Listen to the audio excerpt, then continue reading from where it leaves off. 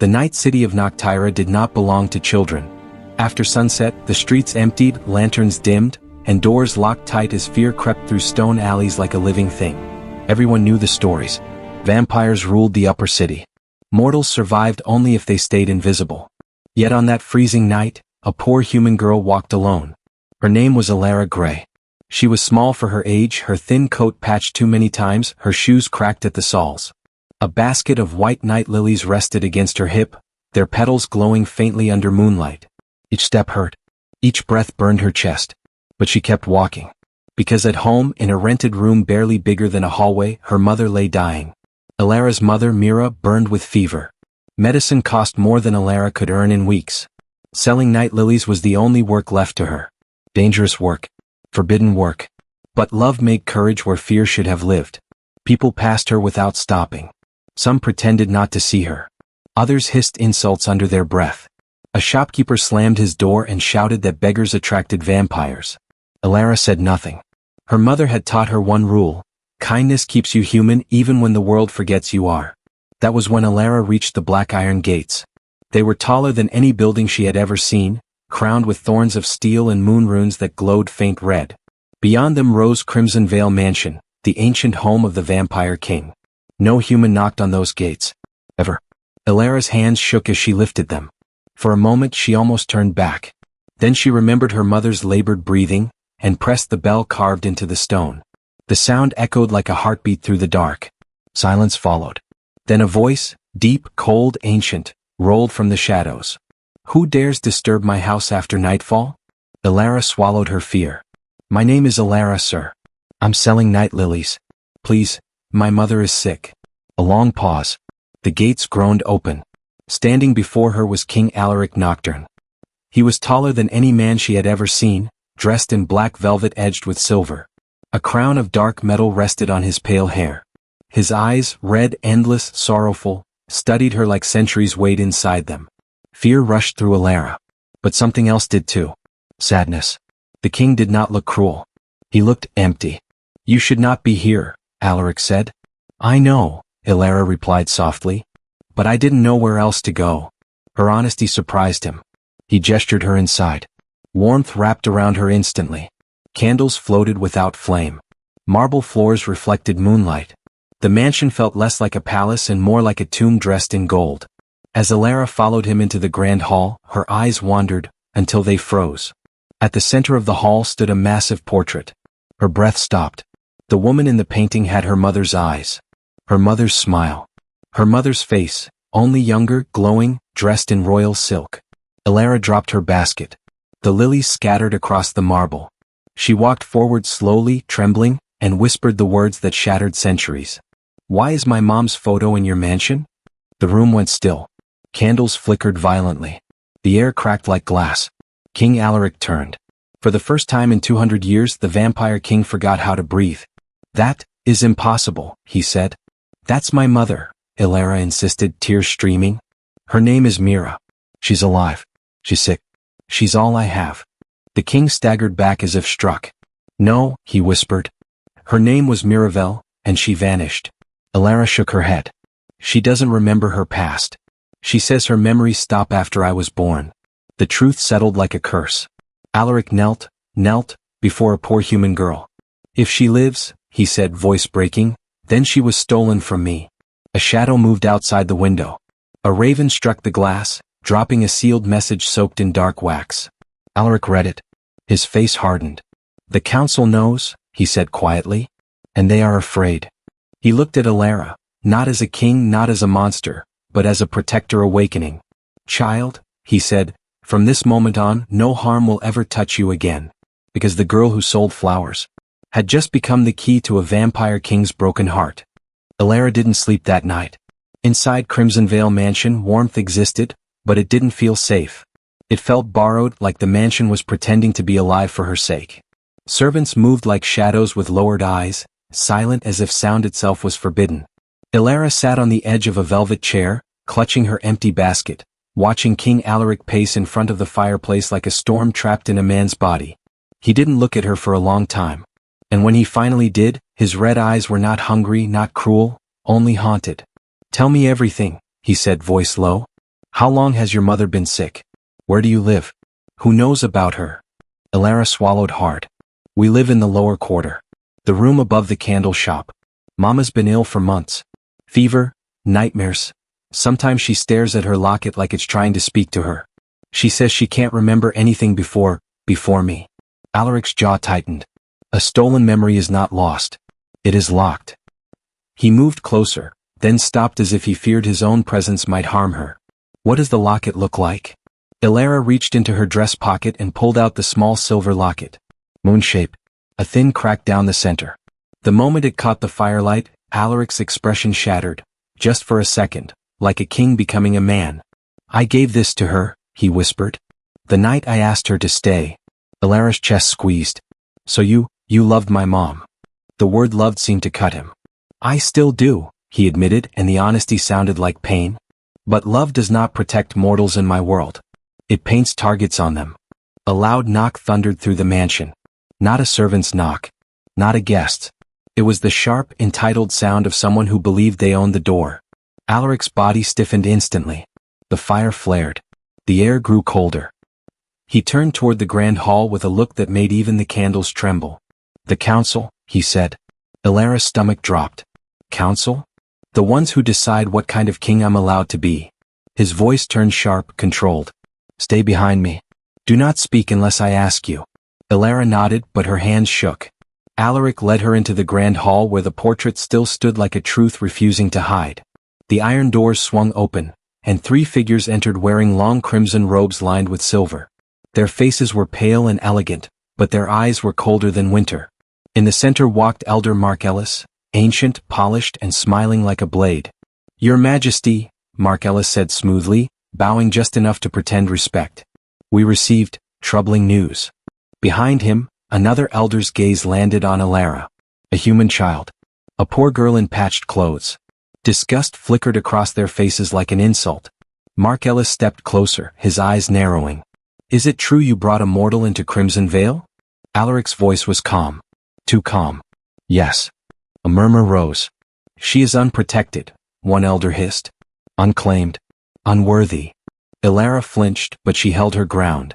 She remembered her mother's words. Kindness keeps you human. So she didn't spit anger back. She simply looked at them, quiet, brave, unbroken.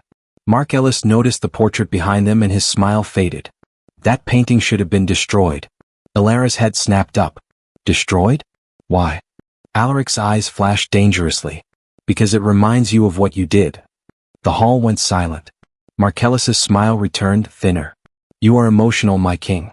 Grief makes even immortals irrational. That woman vanished long ago. This child is nothing but coincidence. Elara stepped forward before she could stop herself. My mother is alive. Marcellus stared at her like she was dirt that spoke.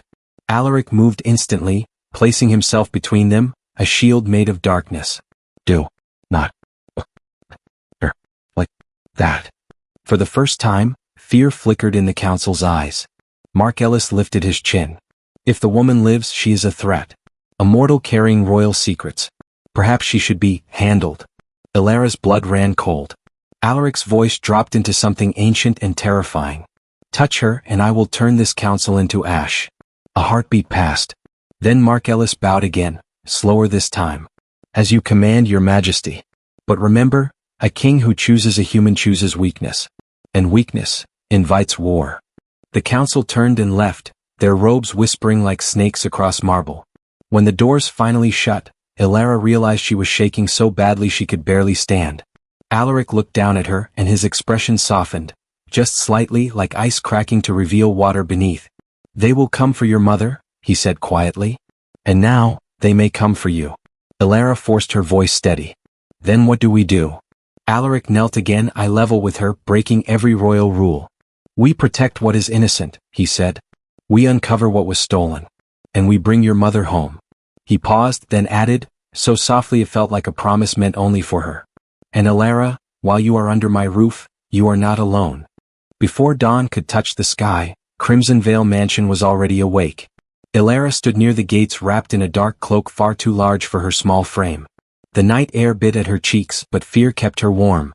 King Alaric stood beside her, no crown on his head now, his presence muted, Less king, more shadow. For the first time he looked like he was hiding. "We must leave before the city stirs," he said quietly. "The council's eyes are everywhere." Elara nodded. "My mother will be awake. She doesn't sleep much anymore."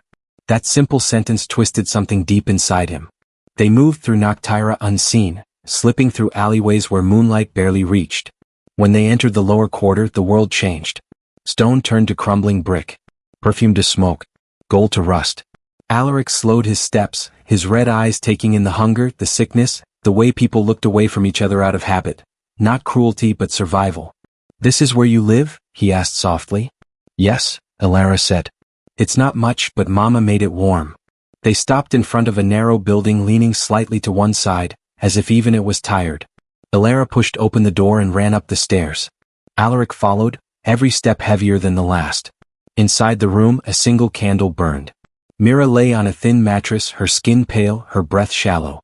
Her silver hair clung to her damp forehead. When she heard the door, her eyes fluttered open. "Elara," she whispered. "You're back early." Elara rushed to her side. "Mama, I brought someone." Myra's gaze shifted, and locked onto Alaric. Time seemed to stop. Her breath caught. Her fingers trembled. A sharp pain flickered across her face, like a memory fighting its chains. "You," she whispered. "I know you." Alaric fell to his knees without thinking. "Miravel," he said, voice breaking. "It's me." Mira gasped, clutching her head. Images flashed behind her eyes, moonlit forests, black roses, laughter echoing under stars. Then pain. Darkness. Hands pulling her away. I can't," she cried. "It hurts." Alaric reached out, then stopped inches away, afraid his touch would shatter her. "They erased you," he whispered. "They took your memories to protect their throne." Elara watched, heart pounding. "Can you help her?" Alaric nodded slowly. "Yes. But it will put you both in danger." Before anyone could speak again, the candle went out. The room filled with cold. A presence pressed in from all sides. From the shadows emerged a figure cloaked in crimson, one of the council's enforcers. His eyes glowed with predatory delight. "So this is where the lost queen hides," he sneered. Elara stepped in front of her mother without thinking. "Get away from her," she said, her voice shaking, but steady. The enforcer laughed. "Brave. Foolish." Alaric stood. The room seemed to bend around him. "You were warned," he said calmly. The vampire lunged. He never touched the ground again. With a single motion, Alaric shattered the enforcer against the wall, pinning him with shadows that burned like fire. The vampire screamed, then turned to ash. Silence followed. Elara stared, terrified and awed. Alaric turned back to her, eyes glowing, then dimming as he reined himself in. "This is why I tried to keep you away." Elara swallowed. "You saved us." "No," he said quietly. "You saved me." He knelt beside Mira, placing a hand over her heart without touching skin. Ancient symbols flared in the air. Mira gasped, then fell into a deep, peaceful sleep. "She will heal," Alaric said. "But the council knows now. There is no hiding anymore." Elara looked at him, her fear mixing with something else, trust. "What happens next?" she asked. Alaric met her gaze, something warm and dangerous growing in his chest. "Next," he said, "we fight for the truth." Crimson Vale Mansion sealed itself the moment they returned. Ancient wards ignited along the walls, glowing symbols pulsing like a living heartbeat. Elara felt at the instant she crossed the threshold, something in the air had changed. The mansion was no longer pretending to be asleep. It was alert, ready.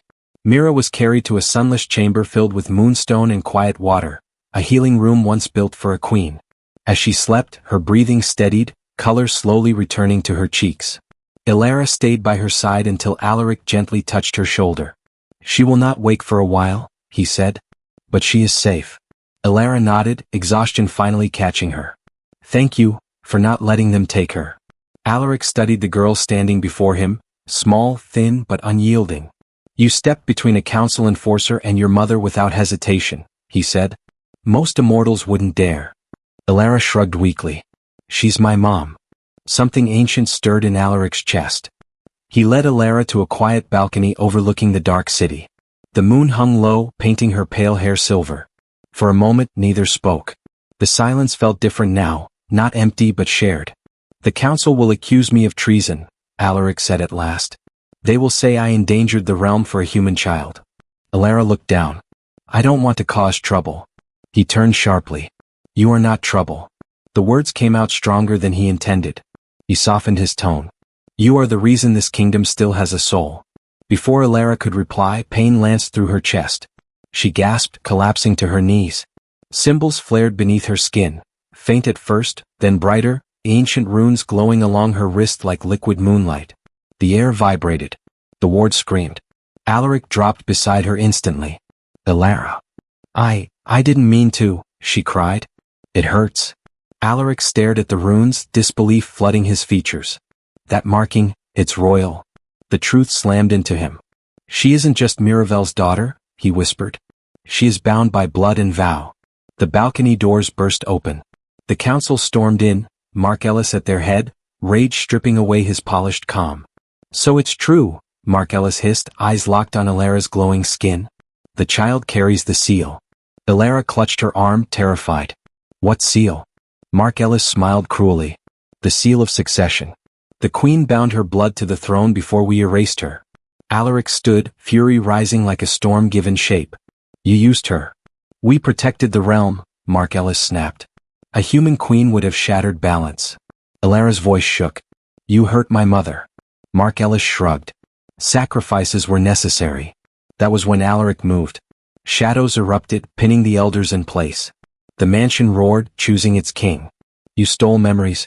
You hunted a child, Alaric said, eyes burning. And you call it balance. Mark Ellis struggled. If you crown her, the realm will revolt. Alaric looked at Alara, not with expectation but with respect. No one will force you, he said softly. Your destiny is yours. Alara wiped her tears, stood despite the pain and met Markellis's gaze. You took everything from my mother, she said. I won't let you take anything else. The runes pulsed brighter, responding not to fear but to courage. The council fell silent. For the first time in centuries, the throne recognized a heart untouched by power.